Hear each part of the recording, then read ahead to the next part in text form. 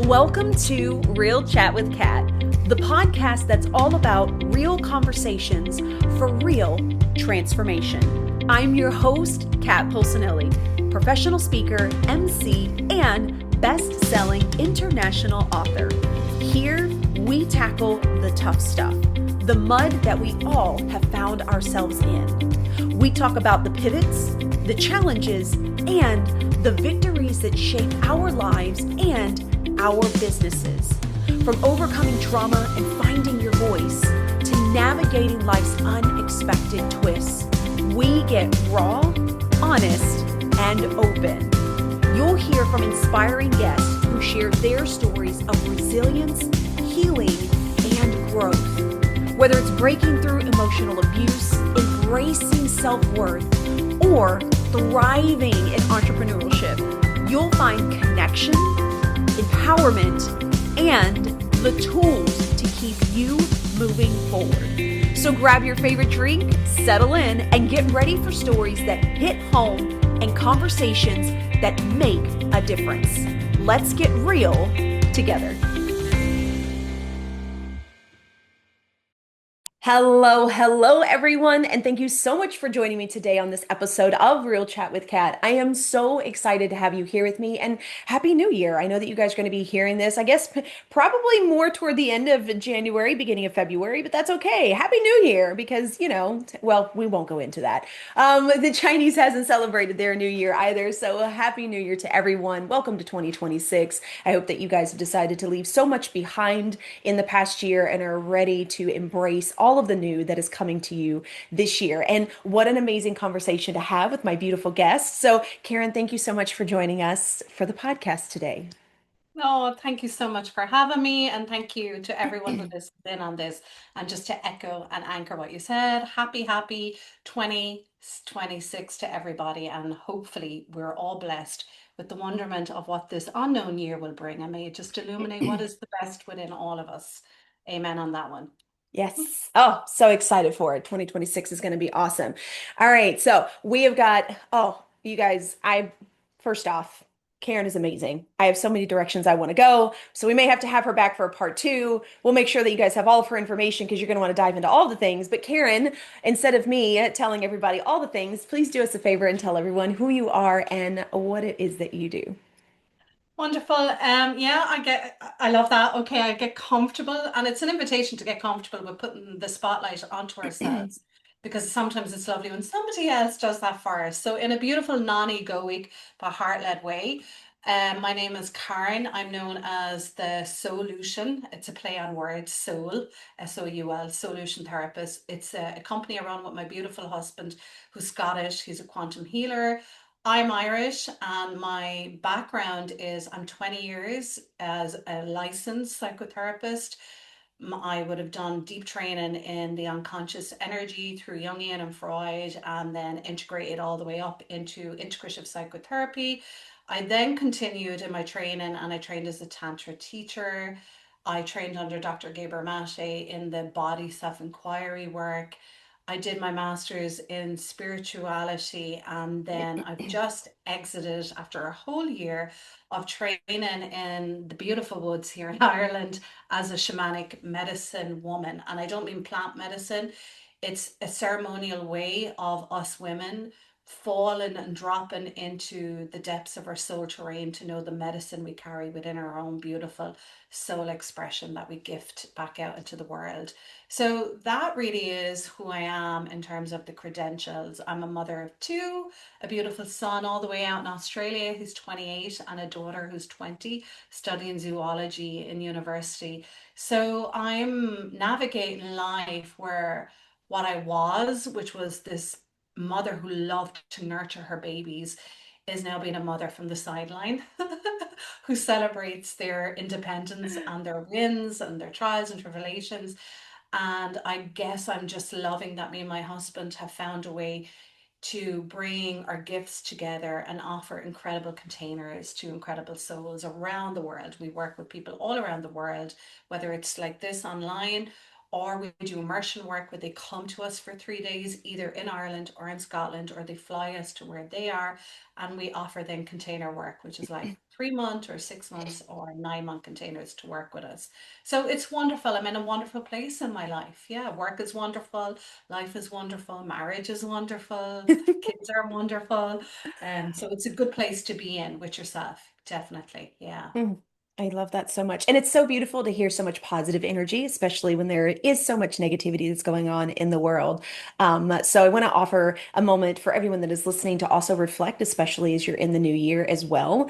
What are the good things that are going in your life already, right? How are you already starting this new year? And what are the things that you have accomplished or you're proud of, or you're just happy to have, whether that be your children growing up, like mine are 21 and 18. So we're finishing out our last year of high school. Yeah. So it's kind of getting to that phase as well of, kind of being on the sideline and which is a really unique place to be and really cool to be able to see them grow as well. So just want to offer that to the audience at some point in time today. I strongly suggest taking a reflection to reflect on the positivities within your life, whatever that may be, and as small as it may be, just because it's wonderful to reflect on that, especially with all the other weight of things that we are carrying throughout the universe.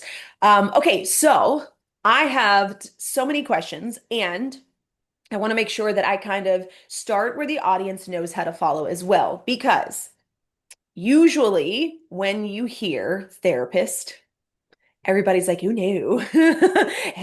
Hold on, time out. Now, you have beautiful energy work behind you and several other containers that I'd love to talk about as well.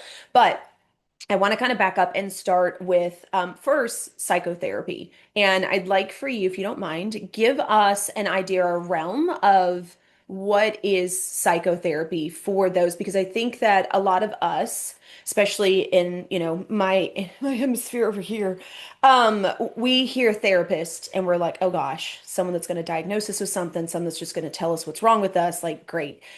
Now, I've obviously had multiple different types of therapists on on this podcast, so hopefully my audience is understanding that that's not a bad word. And I'd love for you to be able to kind of give background on what is psychotherapy, how does that play a role into what you do? Because no one's gonna, or not that no one is, we're going to dive into tantra and all the other pieces as well, which, in my personal opinion, is generally outside of what is therapy. However, I'm seeing a lot of integrations and blends within those worlds.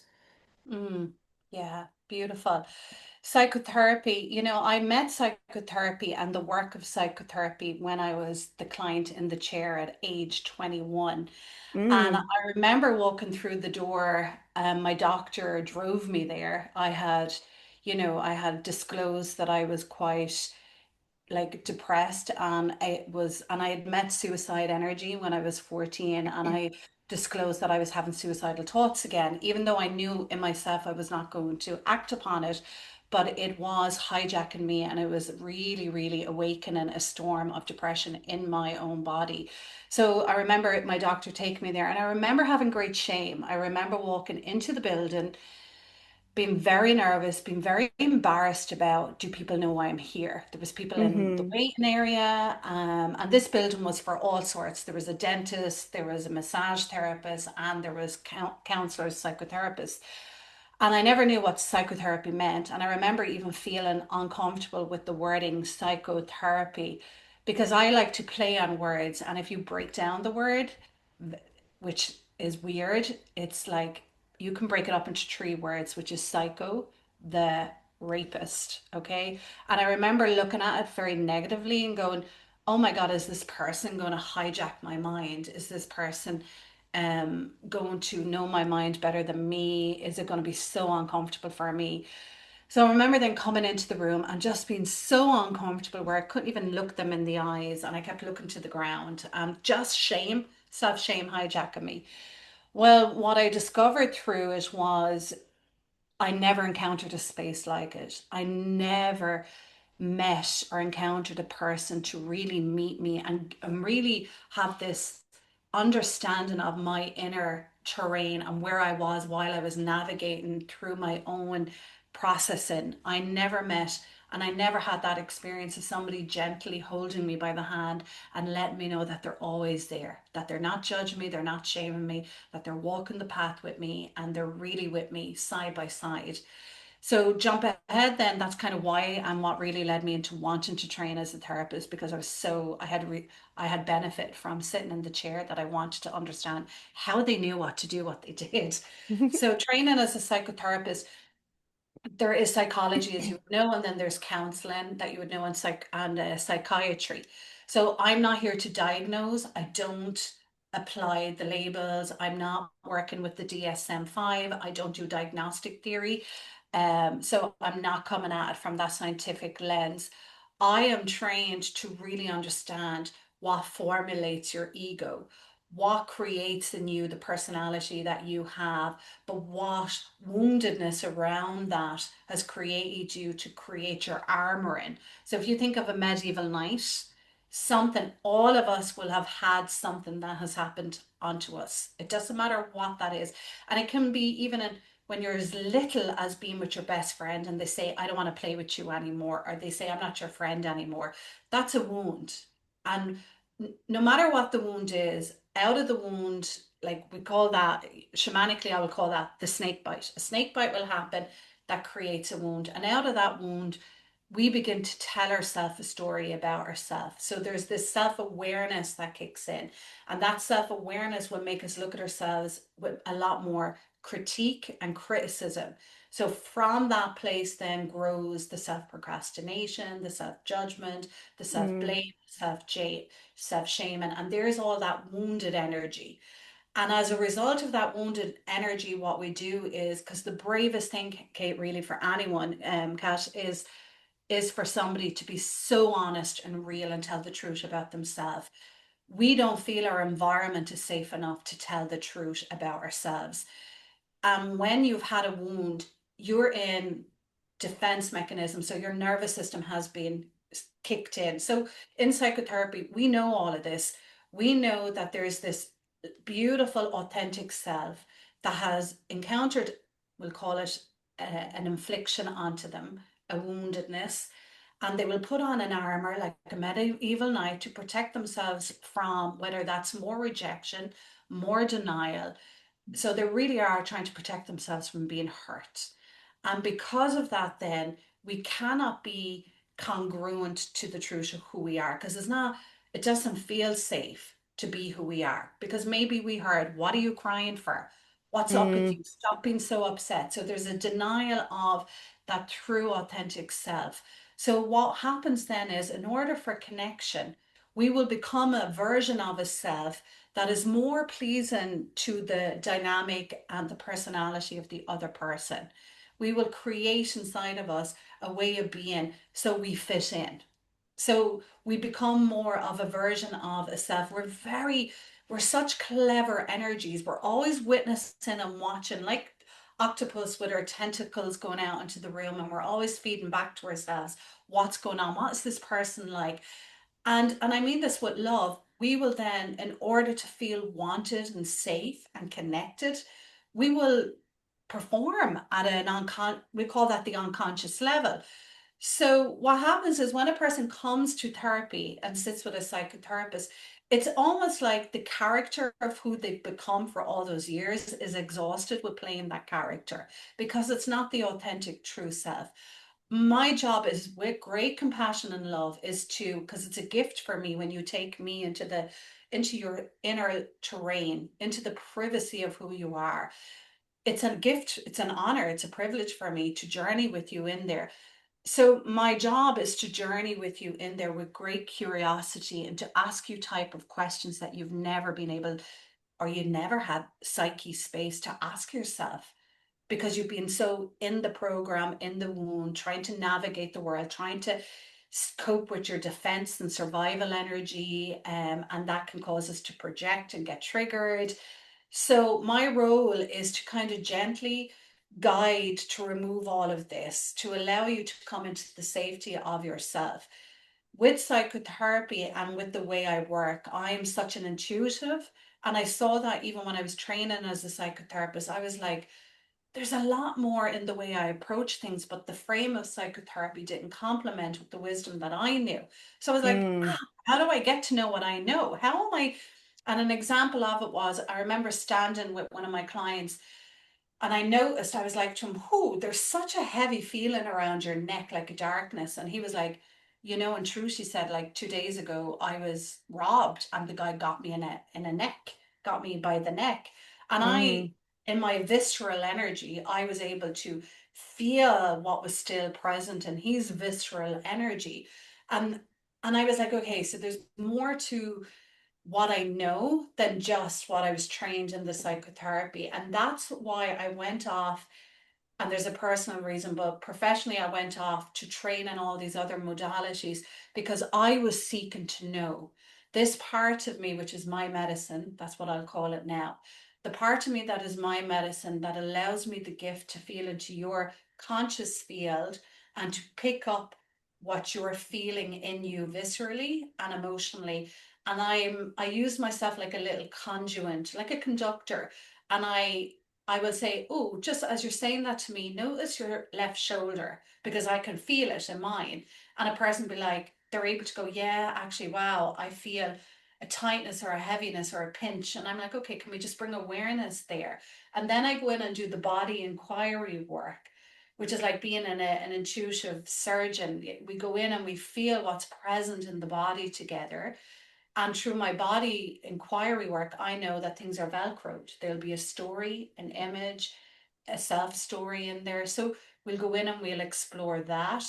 But primarily, under all of this, my main focus of my work is welcoming people to come home to who they are through that lens of seeing themselves with love, because I know the pain and suffering of not looking at Karen through the lens of self-love but to self-hate, and I know what that does.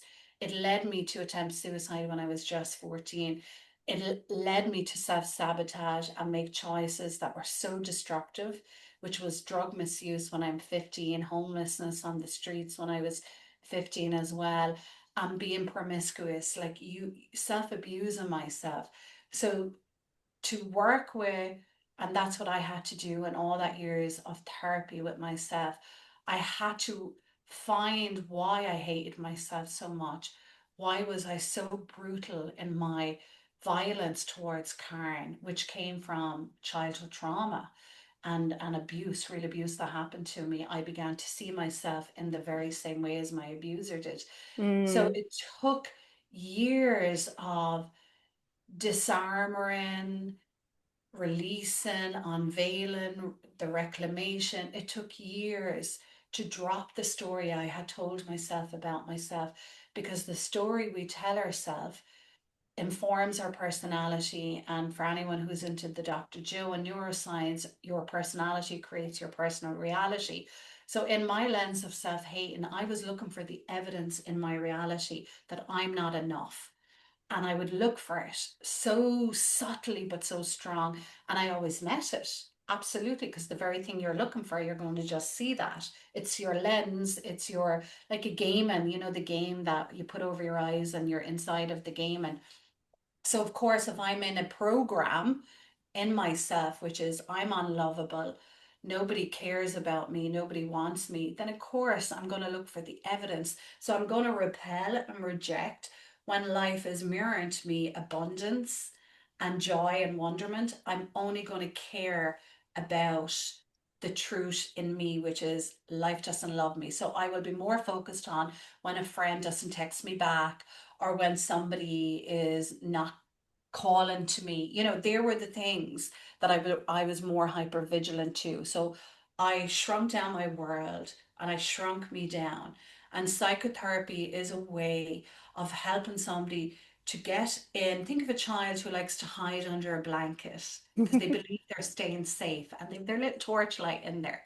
Psychotherapy, metaphorically, is a way of coming in under that blanket with you and supporting you to rise up with your light, take your blanket off, and start to see into this world in ways that you can trust in the environment, and you can feel safe in the environment, which means you feel safe in your own visceral experience, as within, as without. So for me, that is the beautiful description and the big broad description of the realm of a psychotherapist. As beautifully said, by the way. So now everybody understands that therapy is not scary and Karen is amazing. So, yeah, Thank you. what's really interesting too is first off, there's so many things that you said that I want to go back to, but you talk about not being able to trust yourself, and how ultimately, especially those that have seen any forms of abuse or mislove, right, growing up, that we end up being that same person to ourselves. The very person that we tried to get away from, that we didn't want to be a part of, we end up doing that to ourselves and not even realizing it. And I realized that I did that to myself for a really long time, even after I left my abusive relationship. And I had a great childhood, but just to give you guys an understanding, for those who are like, oh, I didn't necessarily go through child trauma, but things happened when I was, in my 18, 20, those things still affect you, right? Yeah. And for me, that was 18 to 28. That was my entire building block of believing and understanding, which got completely corrupted and taken over by someone that I thought loved me. And so I believed them. And it took me a really long time to realize that a lot of the beliefs and the thoughts that I had of myself was actually the things that he used to say to me, or he used to tell me, or the way that I would feel when I was around him. And so it's really interesting to see how capable we are of deciding what lens we want to see the world through. We always talk about, I don't have control of this, or I can't control this, or I can't help it that I'm doing this.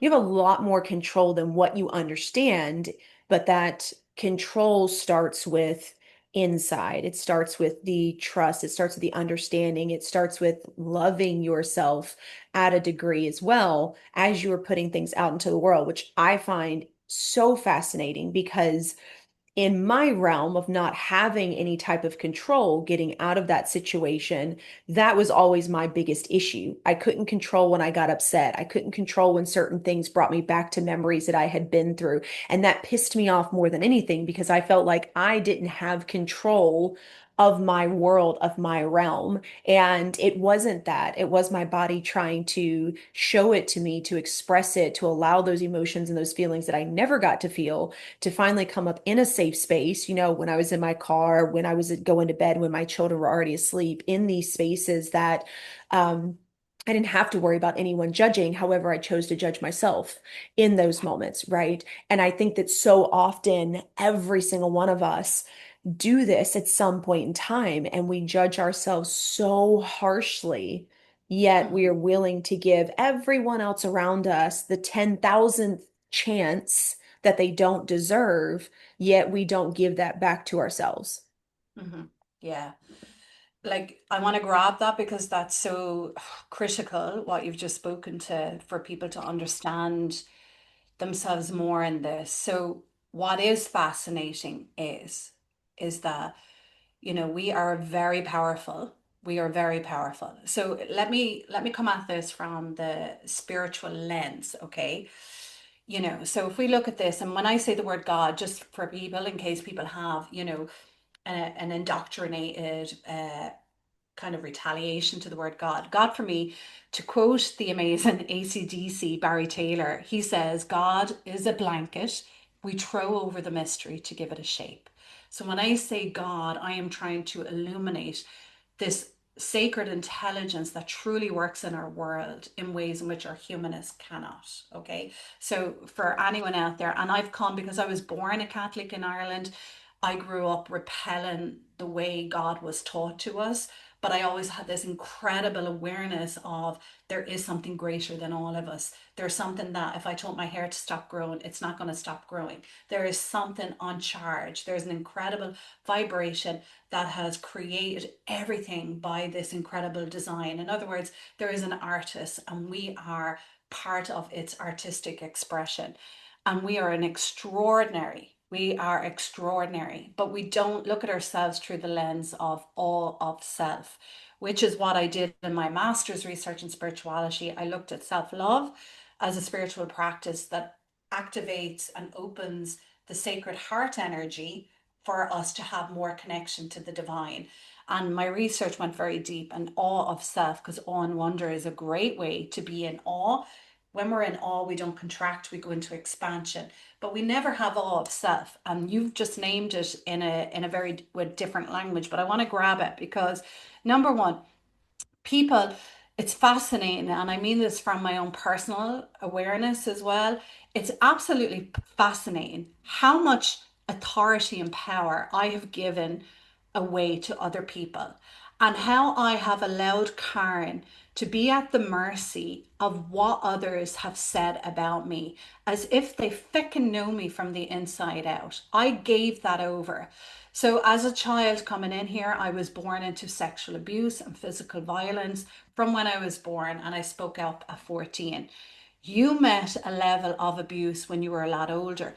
So, and I mean this with love, it's not about the age we were at, it's about the moment of our beautiful light, which is pure love, pure innocence, pure sacredness, and very holy in its grace energy.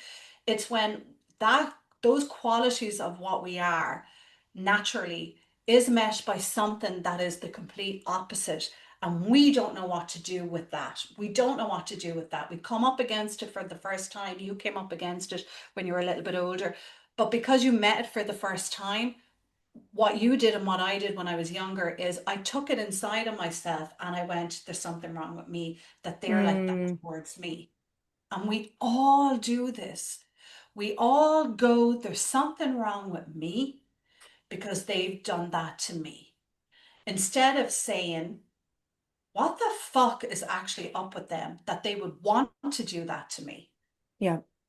which shifts the power exchange. Okay, it shifts it from us taking it into our beautiful selfhoods and attacking ourselves negatively because we think there's something wrong with us. So now we're being critical, we're in the lens of self-criticism, and that robs us of our confidence, our self-acceptance, our self-love. It robs us, it totally diminishes our light. So in terms of spiritual lens, it's almost like the darkness meets our light. Instead of us being able to stay in contact with our light and look at this through the lens of the divine, we go, oh, what's wrong with us that they would do this to us? And now all of a sudden the focus is on ourselves, like we're little scientists in a lab and we have ourselves up a little, tiny little microscope, and all we see is the negative about ourselves, and that becomes illuminated, the negativity of us. Somebody did something negative to us, we take that negative vibration, drop it into our beautiful light, and all of a sudden, all we see in the microscope of ourselves is just negative energy. We see ourselves through that negative lens. So I now know, and and I won't go into it today because it's too long of a story, and it's quite big of a story, but I can take this part out of it. The beauty of how powerful we are is this. I recognised, and I will be speaking in Oxford at the trauma conference in September as one of their keynote speakers on trauma, because I had an encounter when I was 19 and I didn't have the sophistication of the language. But at 19, I sat with my sexual abuser and I asked them the why. Why me? Because I had hated myself so much. I was so violent and I wanted out of this life. I believed if I was gone, everybody else would just get on with their life. So that led to my suicidal attempt. So I sat with them at 19. I'd just given birth to my son. I was a single mother. I was only 19, young, and you were young as well, Kat. So you'll get that, what that's like to be so young. Mm-hmm. And then I was left 3 weeks before I gave birth to my son. I was left. His father ended it with me. So I was very responsible, and I recognized I can't navigate this world with an innocent baby, with all this trauma in my family and this hate and violence of wanting to take revenge to the person who did this. So instead, I sat with them and I asked them, why me? In doing that, which is taking a person and making them take accountability for their action. Now, look, I want to be kind to this. I was lucky that my abuser would have that conversation with me. A lot of people don't get this. The guards were, Absolutely. the police were involved, social workers were involved when I was 14. So it was done correctly in terms of my speaking about it, and everyone got involved. But I ended up back in Ireland, 19, and having my son. I had lived in France for 2 years. And when I sat with that person, my abuser, and I heard all the trauma that happened to them. There was this awareness in the room of this broken human has been broken by the unhealed parts of their abuser. And this is now is the same pattern that happened to me. And the pain in me that I've carried, I now can understand it through. It's the very same pain in this person. Like what they described, I was like, oh my God, that's the pain in me. Now, because of that, what happened was straight away it made me not want to seek vengeance and revenge in that moment. It brought in a bit of compassion, and I'm not saying this to say, oh, they gotten away with what they did. I'm saying it brought in compassion into understanding hurt people will hurt people, unhealed people will carry on the woundedness, the trauma, and they will put it onto other people. And I'm that child who had to take on that trauma. Okay, so I was aware of this. And because I became so aware of that in the moment, it was like the chaos of my mind. It was like I was able to drop down out of the chaos of a mind, and my mind was so mentally toxic. It was violent. It only thought of Karen in a negative way and life and people and my abuser with hate. So it was very toxic up here for in this moment of hearing their story and how they were raped and abused and their innocence as well, I dropped into a part in me in my heart that was very pure. And in that pure place, I was able to hear, forgive them for they know not what they done. Now, I know that's not my way of thinking. So I was taken over in that moment in a beautiful way by grace. Grace entered my heart. And in that moment, I recognized for my healing to happen, I would need to reach across this table and offer them the hand of forgiveness. And I did that. I literally, with tears and sobbing, and a real cat just to grab the level of it. Like I really understood through my own pain that their own broken child was me. It was like I could see what I am and who I was also who they were. And nobody gave them space for healing, and nobody came into their world and tried to protect them because they never disclosed their own sexual trauma. So I was like, I didn't feel responsible, but I was aware that I could gift us both something in this moment. I could gift us the opposite of what we've only ever known. And in that moment, I chose forgiveness. And I said to the soul of my abuser, I forgive you. And the words, for you know not what you've done, dropped out of me. So in my research, what I realized, because I was fascinated by that, because, and look, my community alienated me because I forgave them. What do you mean you forgive them? Why can't you punish them? Why can't you lock them up? And I was like, that's not going to heal me. So Mm-hmm. everybody wanted to control my healing and my way of growth.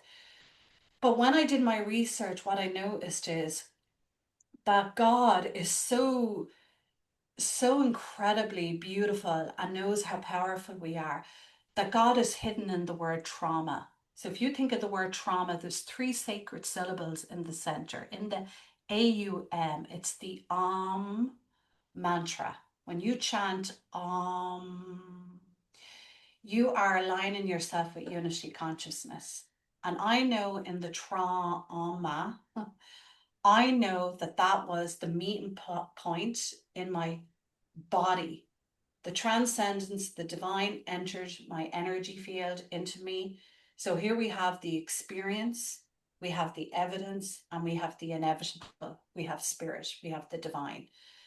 And in that moment, I offered something that totally transformed my pathway and allowed me to reclaim myself and pick myself up at only 19, go into therapy, go into college as a mature student and do 16 consecutive years because I dropped out of school when I was 14.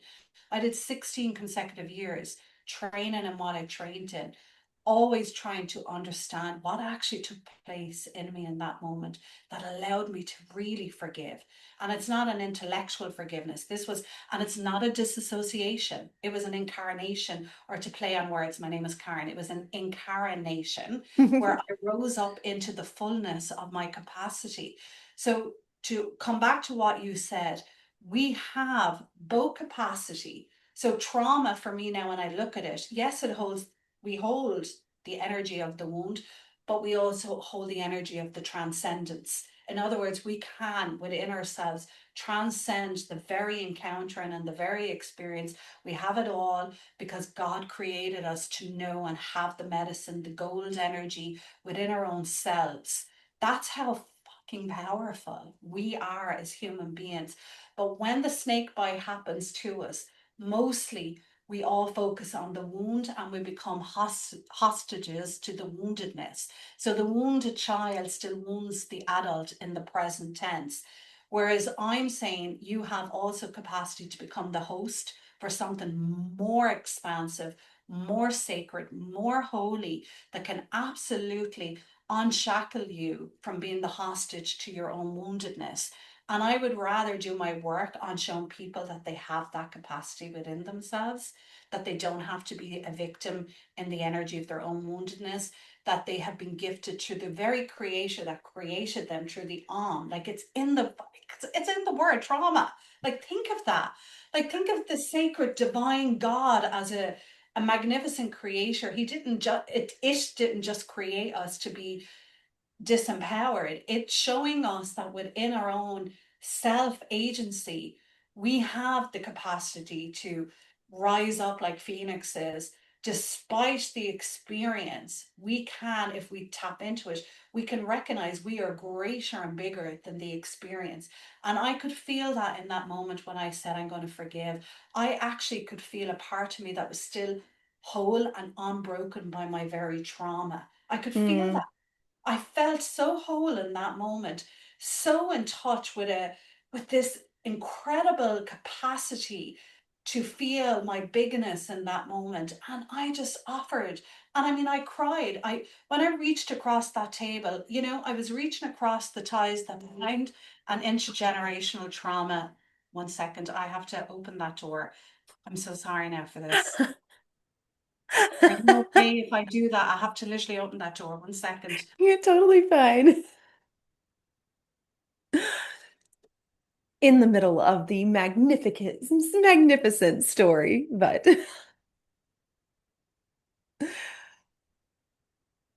no Oh, worries at sorry all. for that. We're in the Canary Islands and I just have people fixing a light that went off. But of course, the timing is now. I love Of that. course, that's okay. I think that it gives people a space to take in all of that information I that you just know. It's gave as so well. big. It's It's so big.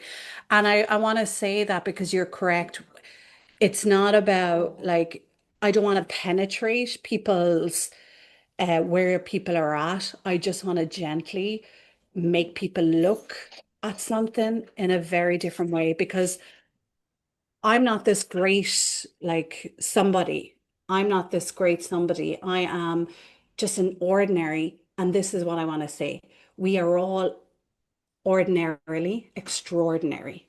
We're so used to believing that extraordinary needs to look like a certain thing, that it has to hmm show up as some certain incredible thing, but it's not. Just by being yourself is an extraordinary way to be. Because if we go back to what we said earlier, it is so hard for us to allow ourselves permission to be who we are. And it's so brave to tell the truth for ourselves about how we are.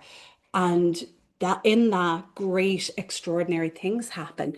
Our life shifts, like it all shifts. And I know that from going through this. And that's the only invitation I want to offer people.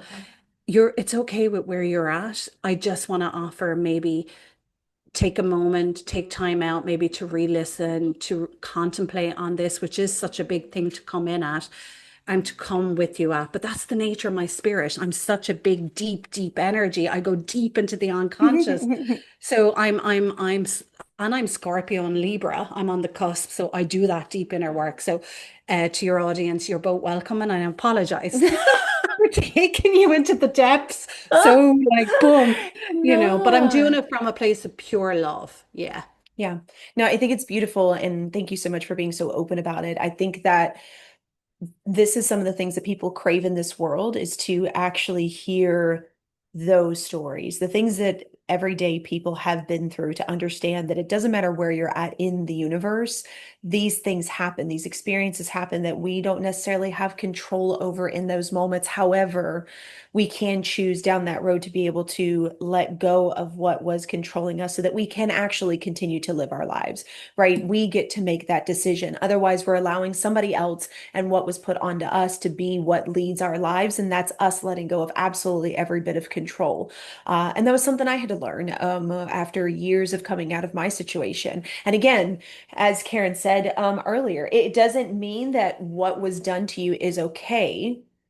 It just means that you are allowing to forgive it in that moment or in that space so that you can continue to move on. I know that what my ex did is not good, and that's why I speak about it all over the place. And I now have an understanding as to why things went down the way that they did. And I think that for me, that gave me a space of understanding that it wasn't me, which is what we talked about earlier, where we always say, what is wrong with me and why did that person do it? I had the opportunity and the ability to shift that back and say, okay, now I understand why that person decided to do those things to me. And it wasn't because that I deserved it, it was because of something within them. And it gives us that opportunity to be able to shift. And that, in my personal opinion, is like that's the ultimate release because then you get to be free of that burden from someone else, which is not yours to carry, to continue to move on. So thank you so much for being so open about that and honest. We are totally going to have you back to be able to talk about all the other pieces because I want to dive into the tantra. I want to dive into body work. I really want to dive into the shamanic medicine that you just finished and everything because again all these realms come together and they're all threaded over each other and it's beautiful to see when we can see every bit of it instead of Yeah. boxing everything separately. And it's one thing I always talk to the audience about as well, is everyone has their own journey. You have to figure out what works best for you, but try all the things, right? Therapy wasn't Yeah. one thing that worked for me. I had to do my own self diving. I had to do my own learning. I had to figure those things out to make those connections. For other people, therapy has been great. For other people, somatic healing has been great. For other people, it's breath work. Go out there and try the things out because you'll never know what's going to resonate with you and give you that space to be able to breathe if you don't Yeah. go out and try it, right? Yeah. And definitely also your healer, your therapist can only take you as far as they've gone themselves. And I will Absolutely. say that. And I recognized that while I was a client in the chair, I started to notice actually, I'm kind of telling my therapist how to work on this with me, and I always said to myself, okay, like if you're outgrowing the space, then that just simply means it's an invitation for you to work with somebody who's gone deeper into it, really Hmm. deeper into it. And that's why I love the work that I've done, that I offer and do because of the depth. There isn't anything I've not met, and I mean that with great love inside of myself. And I'm never finished the work. I constantly am doing self-inquiry, constantly recognizing what am I responding to in the now? What is that offering me back and mirroring back to me? There's always the deep dive. I never switch off, and I'm happy to never switch off because I want to know, Karen, I'm a great wonderment. I am a great mystery unto myself. And I can never know myself. So I want to also remove people feeling, oh, I want to get fixed and I want to be healed and cured. We're constantly always expanding. Like the universe, we're moving through space. Everything is always expanding. We also are constantly evolving and expanding. You will never fully know yourself because you're not meant to. The mystery designed you to be a mystery into your own self-discovery. So I would say fall in love with the wonderment of what you are, go and be a great explorer. But if you want more peace and harmony in your life, it starts with the way out is the way in. You have to go in and get to know who you are fundamentally. Yeah. Yeah. Yeah, 100%. Yeah.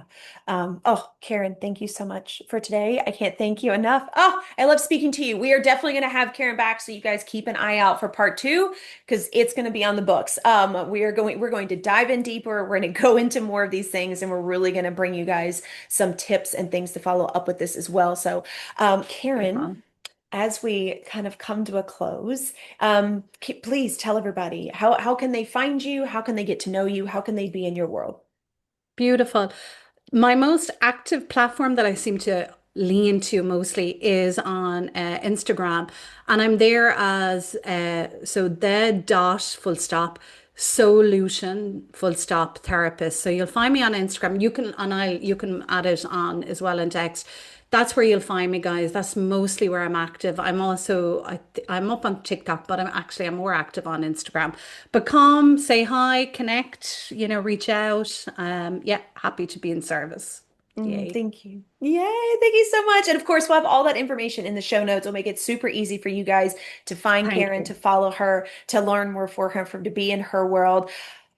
Karen, is there any last words you would like to leave the audience with? No, just here. And I hope the takeaway from this is for you to reconsider that the story you're telling yourself and make it be one of who I am is bigger and more expansive than the experience I'm encountering. Know that. And it's not about you. It is about the person and the situation and the energy coming at you, but it's not personal to who you are. So don't take it in and dissect yourself negatively. Just take it, hold it, reframe it, flatten it, and tell yourself who I am is enough. That's Mm. what I'll offer. Oh, beautiful ending words. And again, what an amazing way to start the new year, as so many of us are looking for ways to do things differently, ways to come to a new year to start things. You've got to go within, right? Like Karen said. So thank you, Karen, so much for being a part of the podcast. Oh, I can't thank you enough. To everybody else out there, I know that you got some amazing information. I hope that it resonated with you at a very deep level and that something touched you to let you know that you are absolutely 100% worthy and you have the opportunity to make your life whatever you choose to make it, regardless of the things that have been handed to you or that you have been through. So let this be your light. Let this be your little light bulb moment or that little bit of a poke that you needed to let you know that there is something out there and it is the time to go ahead and move forward to that. Start learning, start seeking, because you have the ability to make life what you want it. Until next time. Do one thing positive for someone each and every day and see the difference that it makes in your life. Catch you later. Beautiful. Bye, guys. Thank you so much for tuning in to Real Chat with Kat today, where real stories meet real solutions. If you love today's episode, don't forget to subscribe, leave us a review on Apple, and share this with someone who may also need to hear this as well. Let's also keep the conversation going. Follow me on socials at The Lotus Effect, connect with our incredible guests, and remember, you are never alone. Your story matters, and you have the ability and the power to rewrite it. You always have a choice.